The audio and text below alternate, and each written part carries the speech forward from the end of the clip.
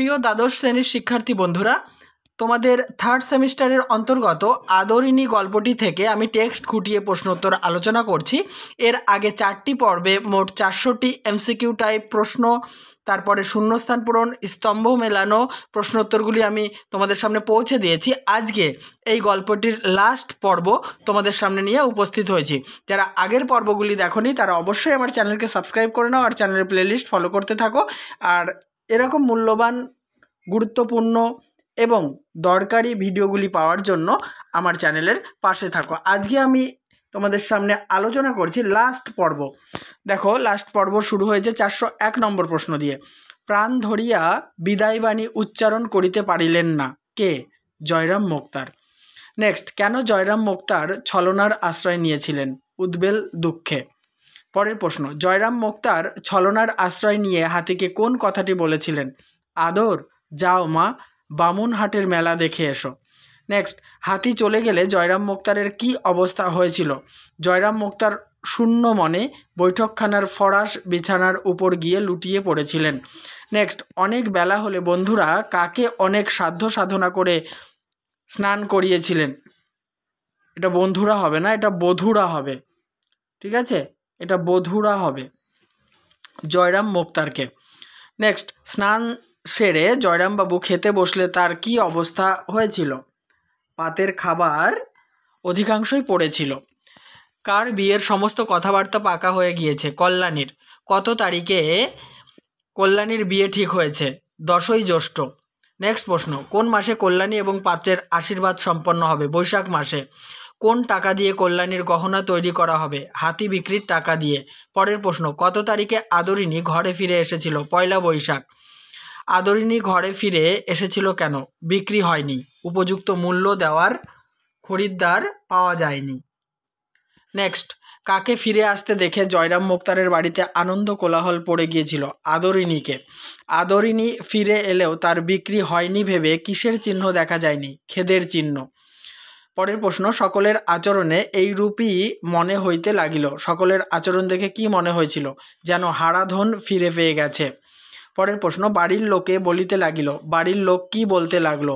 আহা, আদর রোগা হয়ে গেছে, বোধহয় এ কদিন সেখানে ভালো করে খেতে পায়নি।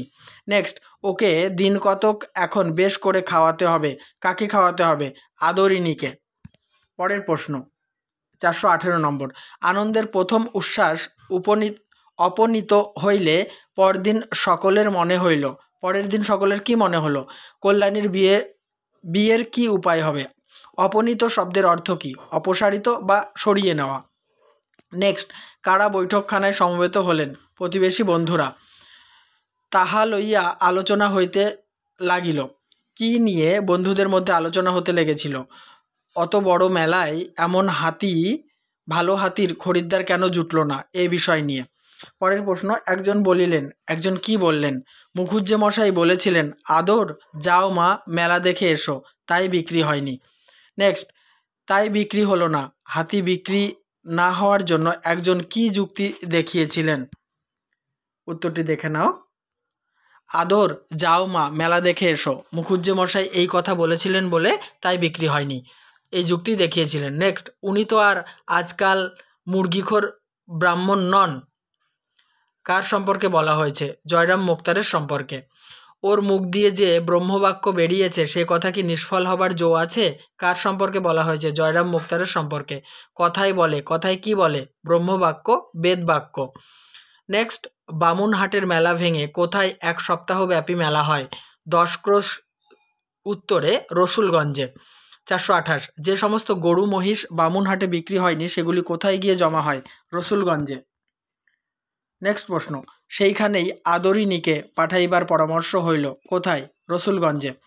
430, আজ আবার আদরিণী কোথায় যাবে? মেলায় যাবে। আজ আর বৃদ্ধ তাহার কাছে গিয়া বিদায় সম্ভাষণ করিতে পারিলেন না। বৃদ্ধকে? জয়রাম মুখোপাধ্যায়। রীতিমতো আহারাদির পর কে বের হয়ে গেল? আদরিণী। নেক্সট প্রশ্ন, কল্যাণী আসিয়া বলিল। কল্যাণী এসে কি বলল? আদরিণী যাবার সময় কাঁদছিল। 434, দাদামশাই, আদর যাবার সময় কাঁদছিল। বক্তাকে? কল্যাণী। 435 নম্বর, মুখোপাধ্যায় শুইয়াছিলেন, উঠিয়া বসিলেন। কোন কথা শুনে মুখোপাধ্যায় মহাশয় উঠে বসেছিলেন? আদরিনী মেলায় যাবার সময় কাঁদছিল, এই কথা শুনে উঠে বসেছিলেন।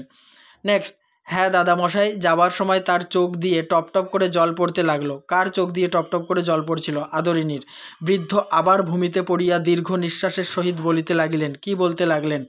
জানতে পেরেছে ওরা অন্তর্যামী কি না, এ বাড়িতে যে আর ফিরে আসবে না জানতে পেরেছে।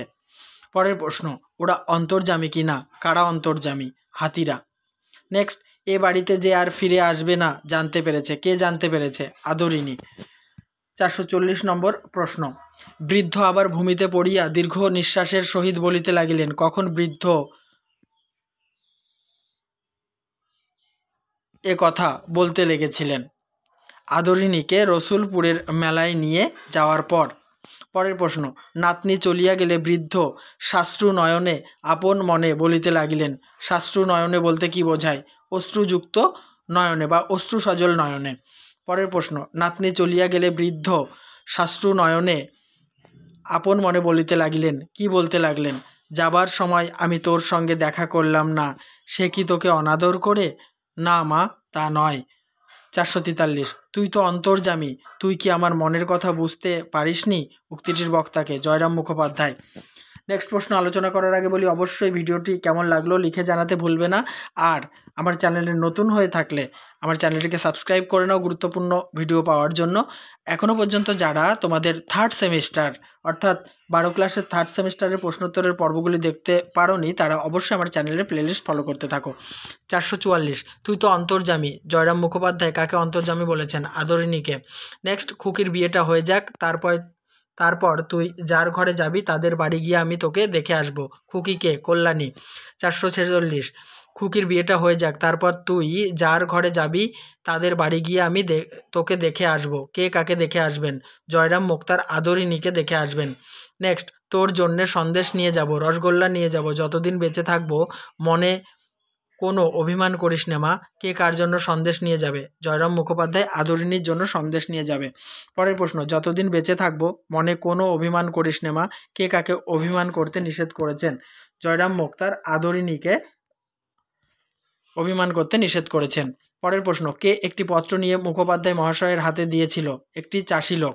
নেক্সট, একটি চাষি লোক কোন সময়ে মুখোপাধ্যায় মহাশয়ের হাতে একটি পত্র দিয়েছিল? পরদিন বিকেলে। নেক্সট, পত্র পাঠ করে জয়রাম মুক্তারের কি অবস্থা হয়েছিল? মাথায় যেন বজ্রাঘাত হয়েছিল। 452, পত্র পাঠ করিয়া ব্রাহ্মণের মাথায় যেন বজ্রাঘাত হইল, ব্রাহ্মণকে? জয়রাম মুখোপাধ্যায়। 453, বাড়ি থেকে কত ক্রোশ দূরে গিয়ে আদরিনী অসুস্থ হয়ে পড়েছিল? 7 ক্রোশ। নেক্সট, সে আর পথ চলিতে পারে না, কে? আদরিনী। নেক্সট প্রশ্ন, পত্র পাঠ করিয়া ব্রাহ্মণের মাথায় যেন বজ্রাঘাত হইল, পত্রটি কে লিখেছিল? জয়রাম মুখোপাধ্যায়ের মধ্যম পুত্র। পরের প্রশ্ন, আদরিনী পথ চলতে না পেরে কোথায় শুয়ে পড়েছিল? রাস্তার পাশের একটি আমবাগানে। নেক্সট, তাহার পেটে বোধ হয় কোনো বেদনা হইয়াছে। কার পেটে? আদরিনীর পেটে। পরের প্রশ্ন, তাহার পেটে বোধ হয় কোনো বেদনা হইয়াছে, মধ্যম পুত্রটি কি দেখে অনুমান করেছে যে আদরিনীর পেটে বেদনা হচ্ছে? সুরটি উঠিয়ে মাঝে মাঝে কাতর স্বরে আর্তনাদ করছিল। সুর বানানের মাথায় তালবের সহস্যুর মাথায় একটা চন্দ্রবিন্দু হবে। 459, কে আদরিনীকে সারা রাত চিকিৎসা করেছিল? মাহুত। পরের প্রশ্ন, কিন্তু কোনো ফল হয় নাই, কার চিকিৎসাতে আদরিনীর কোনো ফল হয়নি? মাহুতের। পরের প্রশ্ন, বোধহয় আদরিনী আর বাঁচিবে না, এই কথা বলার কারণ কি? সুর তুলে মাঝে মাঝে কাতর স্বরে আর্তনাদ করছিল। সুর বানানেন তারপরে সহস্যুর মাথায় একটা চন্দ্রবিন্দু হবে। পরের প্রশ্ন, আদরিনী যদি মরে যায় তবে কিসের বন্দোবস্ত করতে হবে? তাকে প্রথিত করার জন্য কাছেই একটু জমির বন্দোবস্ত করতে হবে। নেক্সট, প্রথিত শব্দের অর্থ কি? পোতা বা ভূনিহিত করা। নেক্সট, সুতরাং কর্তা মহাশয়ের অবিলম্বে আসা আবশ্যক। কর্তা মহাশয় কে? জয়রাম মুক্তার। কথাটি কে বলেছে? তার মধ্যম পুত্র। নেক্সট, বাড়ির মধ্যে উঠানে পাগলের মতো পায়চারি করিতে করিতে বৃদ্ধ বলিতে লাগিলেন। বৃদ্ধ কি বলতে লাগলেন? আমার গাড়ির বন্দোবস্ত করে দাও, আমি এখনই বেরোবো, আদরের অসুখ, যাতনায় সে ছটফট করছে। 466, আমাকে না দেখতে পেলে সে সুস্থ হবে না। জয়রাম মুক্তারকে দেখতে না পেলে কে সুস্থ হবে না? আদরিনী। নেক্সট, আমি আর দেরি করতে পারবো না, কে কোথায় যাওয়ার জন্য ব্যস্ত হয়ে পড়েছেন? জয়রাম মুক্তার আদরিনীকে দেখতে যাওয়ার জন্য ব্যস্ত হয়ে পড়েছেন। কিসের গাড়ির বন্দোবস্ত করতে লোক ছুটেছিল? ঘোড়ার গাড়ির। নেক্সট, কখন ঘোড়ার গাড়ি এসে জয়রাম মুক্তারের বাড়িতে পৌঁছেছিল? রাত 10টায়। 470 নম্বর প্রশ্ন, অসুস্থ আদরিণীকে দেখতে যাওয়ার সময় কে জয়রাম মুক্তারের সাথে গিয়েছিলেন? তার বড় ছেলে। পত্রবাহক সেই চাষিটি ঘোড়ার গাড়িতে কোথায় বসেছিল? কোচ বাক্সে। নেক্সট, রাত 10টায় ঘোড়ার গাড়ি ছেড়ে জয়রামবাবু কখন অসুস্থ আদরিণীর কাছে পৌঁছেছিলেন? পরদিন প্রভাতে গন্তব্যস্থানে পৌঁছিয়া বৃদ্ধ দেখিল জয়রামবাবু গন্তব্যস্থলে পৌঁছে কি দেখতে পান? সমস্ত শেষ হয়ে গেছে। আদরিণীর নবজল বর্ণ বিশাল দেহটি আমবাগানের ভিতর পড়ে আছে। নেক্সট, তাহা আজ নিশ্চল নিস্পন্দ, কিসের কথা বলা হয়েছে? আদরিণীর নবজল বর্ণ বিশাল দেহটির কথা বলা হয়েছে। জেনে নেব 475 নম্বর প্রশ্ন, জয়রাম মুক্তার মৃত আদরিণীকে দেখে কিভাবে কেঁদেছিল? আদরিণীর মৃতদেহের উপর লুটিয়ে পড়ে তার মুখের কাছে বুক রেখে কেঁদেছিল। নেক্সট, কাঁদিতে কাঁদিতে বারংবার বলিতে লাগিল। জয়রাম মুক্তার কি বলতে লেগেছিল? অভিমান করে চলে গেলি মা, তোকে বিক্রি করতে পাঠিয়েছিলাম বলে তুই অভিমান করে চলে গেলি। 477, আদরিণীর মৃত্যুর পর জয়রাম মুখোপাধ্যায় কত মাস বেঁচে ছিলেন? 2 মাস। তাহলে এই পর্ব বা আদরিণী গল্পটি একেবারে সমাপ্ত হলো। 477টি, মোট 5টি পর্বে আমি আলোচনা করলাম। এখান থেকে 100% কমন পাবে, তাই প্রথম থেকে শেষ পর্যন্ত 5টি পর্বই দেখতে থাকো আর আমার চ্যানেলকে সাবস্ক্রাইব করে চ্যানেলের প্লেলিস্ট ফলো করতে থাকো।